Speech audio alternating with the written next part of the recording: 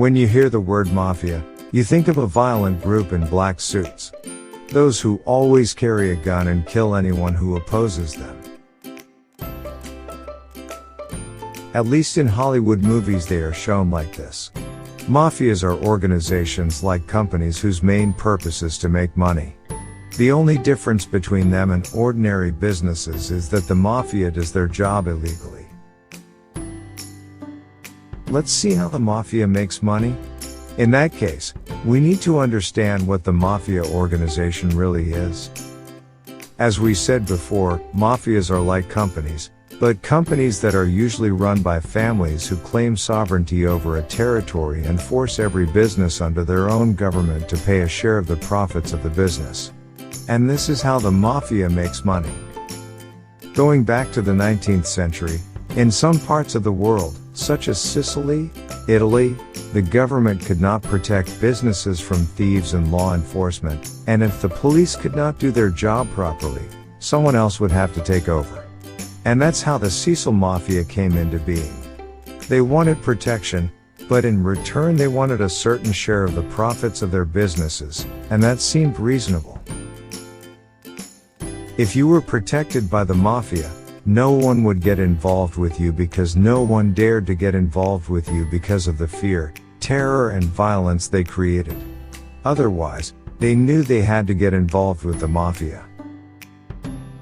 The mafia was like a government doing its job on the streets. So far it seems that the mafia was doing a good job, but it does not end there. The bad part is that if you do not pay their share, you have to protect yourself from them. But if you are united with them, they will help you to face your rivals. If your neighbor's store works harder and attracts more customers, all you have to do is call your mafia boss and they'll wipe out your competitor. So you remain the only shop in the area.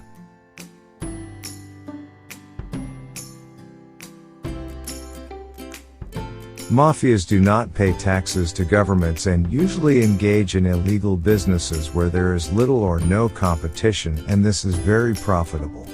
Like money laundering, prostitution, drug trafficking, buying and selling weapons, theft and much more. During the period when alcoholic beverages were banned from production, transportation, and sale in the United States, the mafia took over the entire alcohol industry, as only the mafia had the manpower to illegally transport and sell alcoholic beverages throughout the country.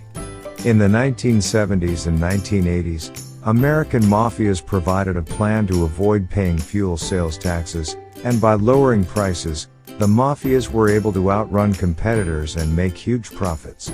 Because they did not pay taxes and earned a lot of money that they had to pay to the government.